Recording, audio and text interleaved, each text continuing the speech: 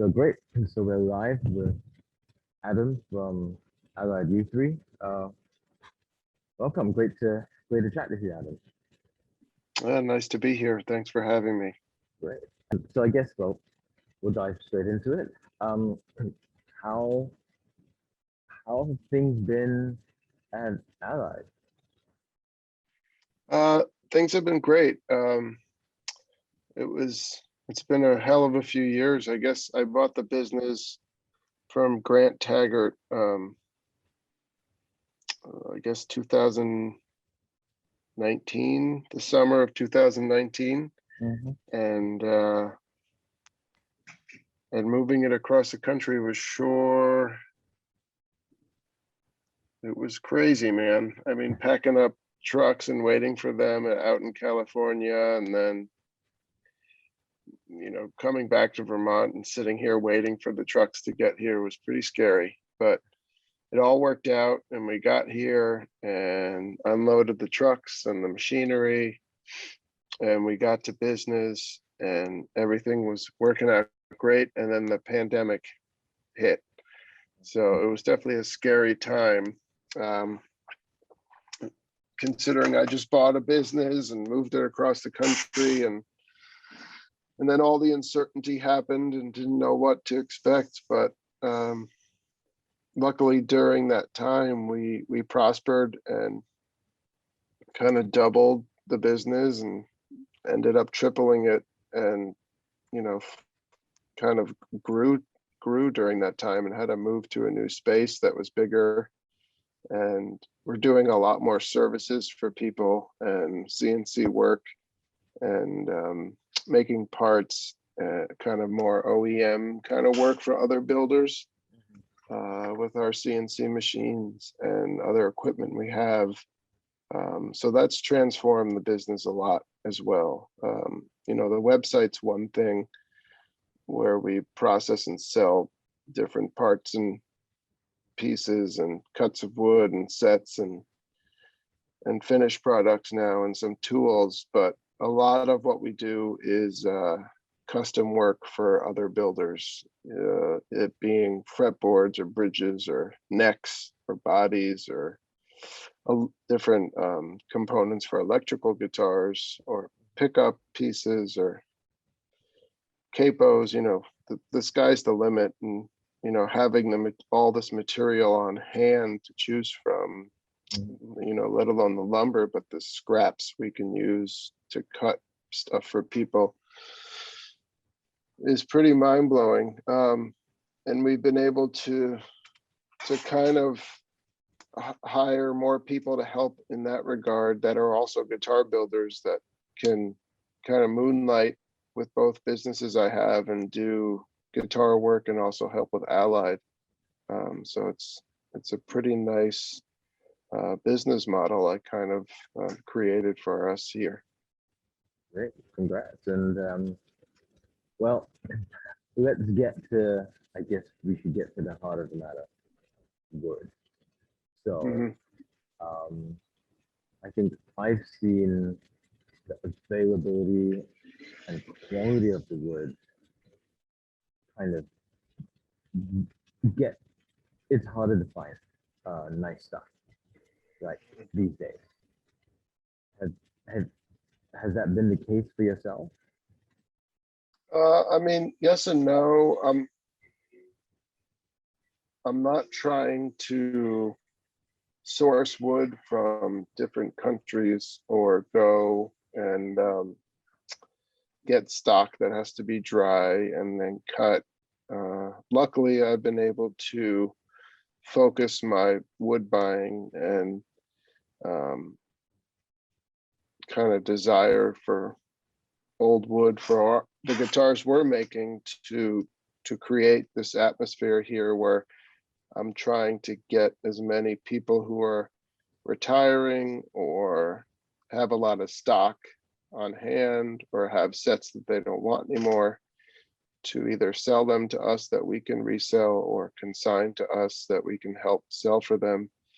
Because there's a lot of wood that's out there that's great for guitar wood, and a lot of people don't know they have it.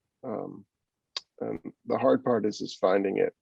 And luckily I've been able to find, you know, 2 or 3 people in New England that had stashes of lumber for 20, 30 years, sometimes 40 or 50 years, of great tone wood that they're just at an age where they can't do it anymore, and they don't have the, you know, the website like we do with Allied, or the name to really sell the wood. And you know, they see that we're all professional guitar makers here, and we're making sure that every piece of material that comes in here is processed the right way and goes to the right part on the guitar, or the right person to use that material. You know, for example, I bought out Walter Lipton of Euphemon, who was, you know, building guitars back in the Gurian days, you know, up until now. I think he's still building a couple guitars now in New Hampshire. Fantastic guitar maker. And he had the most beautiful tone woods and lumber I've ever seen. And luckily we were able to acquire it. And he looked at me when we were driving off with all the wood, and he's like, just promise me you won't, 1, sell it all at once, and 2, make sure it goes to the right people, because he just didn't want to see all the wood that he acquired and collected over the course of his life either be sold out immediately and gobbled up, or, you know, sold to the wrong person who was going to ruin it all. So I'm trying my hardest to do that, and sometimes it's hard, but most of the time, you know, if I get a certain set in here or certain material, I know what people are looking for, so I call the right people, and I can usually make it happen. Right. And I guess that goes back a little bit into shipping the stuff around the world at CITES, because quite a lot of these old collection, in my experience, in my experience, they don't have a lot of the paperwork that CITES now requires. Obviously, back then, you probably wouldn't keep a lot of paperwork around. It wasn't required. It wasn't the law. You didn't need to. But now it's an absolute requirement for many goods. Have you had many problems with that? Well, I'm not really selling many of the woods out of the country, so I haven't really gotten involved in that much international shipments of exotic woods. It's something that, you know, makes me nervous, and is very expensive and time consuming. And frankly, if I don't have to get involved in that, I don't want to. You know, being a builder and being able to use the material as well, you know, sometimes it's a better investment if it is old, you know, Brazilian or something, that I would just keep it for myself and use it on something we make and sell it here, than to, you know, sell it overseas. Just logistically easier. Yeah. But that being said, I am in talks with somebody in South Africa about getting a lot of sets of Brazilian rosewood with CITES paperwork.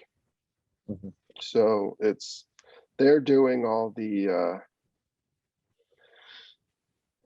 work to get it fulfilled and to get it here. And then if I wanted to ship it out of this country again, you know, at least I'll have that paperwork to go off of. Yeah, I think once you've got existing paperwork, it makes life sort of a lot easier. Yeah. And I mean, I was just looking through the website the other day, and I'm seeing quite a lot more kind of domestic woods more recently, like the cherry, like the mulberry. Is that an intentional direction, or is it sort of based on just availability? Uh, I'd say a little of both. I mean, I think that there's a lot of woods that are out there that sound good. They might not look as good or smell as good or work as well as an exotic wood, but they still sound great. And that, ultimately that's what we're after. The look of a guitar definitely helps a huge amount, but if we can find woods that make guitars sound great, that can be either painted or sunburst or made into a more affordable instrument for somebody learning the guitar or any stringed instrument, we should all explore those woods, because I'm 42. I probably have like 30 or 40 more years of this, but who knows what's going to happen in the next 50 to 100 years with these special guitar woods that we're all after right now, that were plentiful, I guess, 50 to 100 years ago, but now they're not as easy to get. They're 100 times more expensive, and they're illegal to ship in different parts of in the world. So if we can find something that is sustainable, number one, in the US, and can be shipped everywhere and sounds good and works well and looks good, then we should try and use it more. And I think that's up to the major manufacturers are trying to do that, like Taylor and Martin. With what Bob Taylor's doing with the ash trees that they're taking down from different roadside communities and cities, and using that wood for guitars is pretty remarkable. And it sounds good. It might not look that great, but it still sounds good. So if we can get more people at least trying it and showing their customer base that say, hey, look, this works. This sounds great. It's easy to work. The guitar will be less expensive. So why not give it a try? Yeah, for sure. I think it's a different story for me out here in Singapore. Like the shade tree in the car park is a kind of mahogany tree that was planted 20 years ago, and every time I park my car there, I'm kind of like, I wonder when they're gonna trim it down. And when they do, I wonder who's gonna do the trimming. Can I get anything from it? Yeah, and I've also seen recently, actually, talking about domestic woods is our tops. So more recently, I mean, back in the early 2000s, like prime Sitka was fabulous, right? Like it was, they're called master grade based on cosmetics, but lots of silking, tight grain, very even color, and now it's harder to come by. Yeah. Is that just a function of lots of buyers, or is it a function of supply, or is it both? I think it's both, but I think a lot has to do with from what I've heard, I've only been in this game for a couple of years, so I'm no expert. Please don't take my word on it, all of this. I'm definitely new to this business, but from what I've heard, that there's only a few different mills in Alaska that are doing Sitka spruce anymore, because it's not very profitable to do tone woods. And two, they're not allowed to cut as many trees down as they used to be able to, from different parts of Alaska. So there's a lot more restrictions, and I think the last few months there's even more. So I think a lot of the trees are going to be salvaged, and not being able to cut down a lot of new stuff unless it's grandfathered in or on somebody's land, private land. And I mean, I think that, to me, I think the main thing is the money aspect. If people see it, you know, all this work they have to do for so little money, then what's the point of doing it? So, I mean, that's another thing why I'm just trying to buy as much stock from people that is old as possible, because it is better wood, you know. It is a lot tighter, it is a lot stiffer, it is a lot cleaner, it is a lot you know, silkier and cut better, and it's aged and dried, so I don't have to deal with, you know, a kiln or air drying stuff for years before we can use it. So, you know, we're also lucky to be in New England, where they're, you know, we're near the Adirondacks and Maine and parts of Canada where a lot of, you know, red spruce is harvested. So we're able to get some of that around here. Yeah, so I was gonna say, actually, when I was building, in fact, some of the nicest tops were not always the nicest European tops. Like, yeah, in fact, sometimes some of the gnarliest looking tops are actually the best, you know, in terms of tap and musicality. So, you know, I'm happy to see that more people are using kind of these wider grained or more color variation in your tops. I think it's just a better use of a resource, because it sounds just as good, if not maybe better in some cases, right?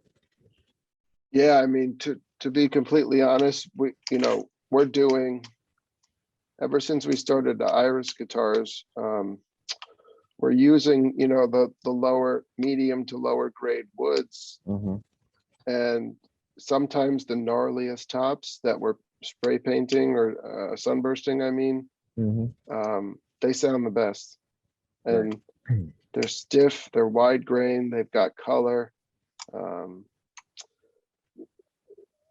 If it's cut right and the wood is good, you know, who cares what it looks like? In my eye, I mean, of course, on a master grade top, you want to build the most perfect, stunning instrument, but you're never going to know what it sounds like until you're done. And it could have been a waste to use that top for that guitar, because it just doesn't sound great. So if, you know, having a few years building at Froggy Bottom Guitars under my belt, you know, I saw that Michael Millard he paid more attention to the wood than the color and the grain pattern. Right. And that shows in his guitars. I mean, those guitars are some of the best sounding guitars I've ever heard. And he didn't pick out tops because they were master grade or perfectly straight or a certain amount of grains per inch or perfectly white or had no color, you know. You know, he had the knack for picking out tops that just sounded fantastic. That's great. I mean, and that, I guess, brings us to what's next for Allied.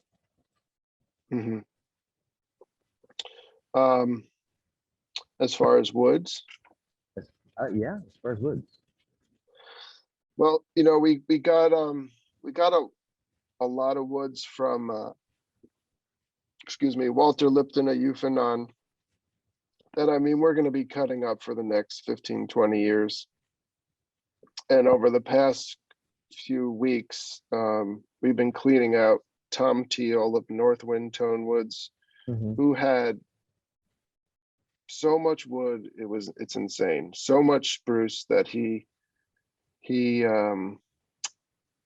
bought logs and split already and had all this lumber ready to go and cut, but he could never find the right people to help him cut it up and sell it. So he's at an age where he just wants to be done with it all. And luckily we're right around the, not right around the corner, but close to him. And he can kind of be involved in the process and see his wood go to guitar makers and cut in the right way that he knows should have been done by him for the last amount of years. He's a pretty brilliant man. He ran TL Audio with his brother. They made really, really high-end hi-fi speakers, that were upwards of 10 to 20 grand in the 80s, which was a lot of money back then for a set of high fidelity speakers. So he knows sound and scientific stuff about the wood more than anybody I know. And he's sharing all that information with us and sharing the wood with us that he's done all this research on. So we're able to get this material and cut it up and offer it to, everybody in the next few months. And I think that's going to be another job that's going to take us, multiple years, because there's just so much material. Well, So I think I'm pretty well stocked with enough stuff for the next, 5 to 10 years, hopefully. I'm always trying to get as much as I can. That's worth it. But we have enough lumber here to start cooking and get material offered for all you guys. Awesome. Look forward to it. And I guess time's getting on, but one final question. What's your favorite top wood, or what's your favorite back and side wood? I like a really, really stiff, hard Adirondack spruce top. I'm not really, of course I want it perfectly quartered and have some medullary rays in it. But if it does have color, if the grain's a little funky, I really don't care. I've been really loving using Bastogne walnut on the back and sides. Yes, it's a little harder. It's a little harder than Claro. Yes. And yes, it works well. Yes, I and love of it. course I love any kind of rosewood. Fantastic. Sorry, I particularly like Bastogne walnut because I think it's the best to me of all the walnuts. I find Claro to be unpromising. I think to be charitable to the wood. People can make fantastic sounding guitars from it, don't get me wrong, but to me, I find it unpromising. And the other varieties, black, English, European, Circassian, they're all okay, but like Bastogne, when I first used it, or when I first came across it, I was like, it's great. It sounds great. Yeah. It sounds great. It works really well. But it's hard to and get, it look right? Yeah, it's pretty rare. And just like that kind of wood, if somebody offers me 50 or 100 sets, I'm gonna buy it because I don't know when I'll see it again. Got it. And that's the hard part with this business, is that you have to be able to get the stuff when it's available, because if you don't get it, somebody else will. Yeah, then So you you got have to to be do able to let it. it go, right? Yeah. Oh, but this. But at the same time, if you're, the right people and where to let it go, it's pretty rewarding to see it being used. Well, that's great. Time's getting on. Thank you so much for your time. We'll arrange another one. We'll try and get some show and tell, maybe done and dusted, and maybe we'll do one about Irish guitars as well. Great. Nice chatting with you. Likewise. Take care, man. Bye-bye. Thank you. Bye-bye.